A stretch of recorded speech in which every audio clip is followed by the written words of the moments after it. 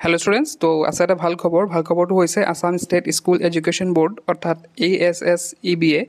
লৈ আহিছে 5th Assam all Assam young achievers quiz তো এইবাৰৰ কুইজৰ আমাৰ টপিকটো হৈছে সাৰ্ভাইভেল অফ দা গ্ৰীনেষ্ট তো টপিকটো হয়তো তোমালোকৰ কাৰণে নতুন হ'ব তোমালোকে গুগলত সাৰ্চ কৰি পেলাই ইয়াৰ ভিতৰত মানে ইয়াৰ বিষয়ে তোমালোকে ষ্টাডি কৰিব পাৰা আৰু এই কুইজত পাৰ্টিসিপেট কৰিব পাৰিব যিসকল ছাত্ৰ-ছাত্ৰী ক্লাছ 9 to 12 অৰ্থাৎ 9, 10, 11, 12 এই চাৰিটা শ্ৰেণীৰ ছাত্ৰ-ছাত্ৰীসকলে ইয়াতে পাৰ্টিসিপেট কৰিব পাৰিব ইয়াতে সব registration start from 9th May to 25th May অৰ্থাৎ অলৰেডি ৰেজিষ্ট্ৰেচন ষ্টাৰ্ট হৈ গৈছে মই ডেসক্ৰিপচনত লিংক দি দিম তাত গৈ তোমালোকে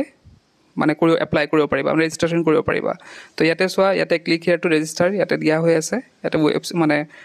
লিংকটো ইয়াত দিয়া হৈ আছে এটো লিংক তোমালোকে গুগলত সাৰ্চ কৰি পৰিব মানে ৰেজিষ্ট্ৰেচন কৰিব পাৰা তাৰ পিছত ইয়াতে ASSEBA অফিচিয়েল ৱেবছাইটতে এটা উপলব্ধ আছে তো ইয়াতে সোৱা প্ৰিলিমিনাৰী যোনটো ৰাউণ্ড হ'ব হেতু কেতিয়া হ'ব 27th May এইটো কি হ'ব অনলাইন হ'ব তোমালোকে যাব না লাগে হেতু অনলাইন হ'ব আৰু তোমালোকে যদি সিলেকশন হোৱা তেতিয়াহলে ফাইনাল ৰাউণ্ড তোমালোকৰ হ'ব 5th June 2025 আৰু হেতু দিবগে লাগিব ক'ত গুৱাহাটীত তো ইয়াত তলত এড্ৰেছও দিয়া আছে SSEB complex railway colony road railway colony Bamuni Maidam তো তাতে কুইজটো হ'ব আৰু উইন এক্সাইটিং কেশ প্ৰাইজেছ তো ইয়াতে কেশ প্ৰাইজেছ দিয়া হ'ব আৰু যেহেতু ইয়াতে গভৰ্ণমেণ্টৰ তৰফৰ পৰা পাতা হৈছে মানে গোটে কুইজটো কম্পিটিশনটো গতিকে এনে মানে এমাউণ্টটো ভালে দিব তোমালোকক ইয়াতে যেহেতু দিছে উইন এক্সাইটিং কেশ প্ৰাইজেছ তো এমাউণ্টটো যোনটো দিব পইচা দিব কেশ প্ৰাইজ তো সেই কেশ প্ৰাইজটো তোমালোকৰ বাবে থাকিব আৰু ভাল প্ৰাইজে দিব নিশ্চয় তো ইয়াতে কি কৈছে যে একমোডেশন মানে তোমালোকৰ যদি কুইজ দিব গৈ পেলাই থাকা কৰা বা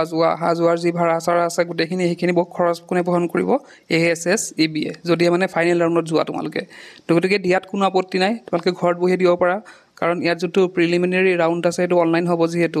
27 May তো তোমালোকে ট্ৰাই কৰি চাব পাৰা আৰু যোনটো টপিক দিয়া আছে তাত গুগলত সাৰ্চ কৰি তোমালোকে অলপ ষ্টাডি কৰি ল'ব পাৰা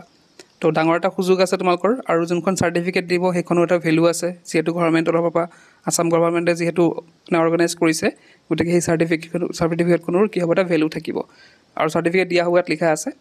তো এইখিনি আছিলে আৰু মই ডেসক্ৰিপচন লিংকটো দি দিম তাত গৈ তোমালোকে নিজে ৰেজিষ্টাৰ কৰি লোৱা আজিয়ে যেহেতু ৰেজিষ্ট্ৰেচন ষ্টাৰ্ট হৈ গৈছে গতিকে আজি ভিডিঅ'তে কৰিলোঁ কি পঢ়িছে